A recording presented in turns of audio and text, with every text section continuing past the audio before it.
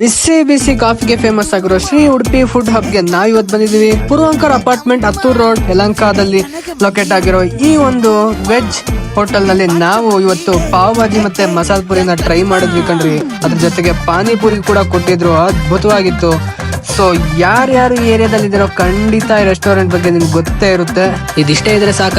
ಇಲ್ಲ ಕಣ್ರಿ, ಇನ್ನು ಮಸಾಲ ದೋಸೆ ಅಂತೂ ಟ್ರೈ ಮಾಡ್ಬಿಟ್ರೆ ಇಲ್ಲಿ ಕಳೆದೋಗ್ಬಿಡ್ತೀರಾ.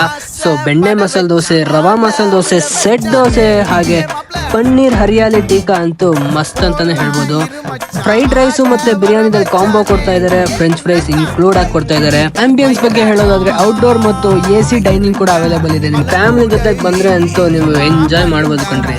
ಸೀಟಿಂಗ್ ಅರೇಂಜ್ಮೆಂಟ್ ಇಂದ ಇದು ರಿಲ್ಯಾಕ್ಸ್ಡ್ ಆಂಬಿಯನ್ಸ್ ಜೊತೆಗೆ ಫುಡ್ ನ ಟೇಸ್ಟ್ ಮಾಡ್ತಾ ಇದ್ರೆ ಆಹಾ ಅನ್ಬೇಕು.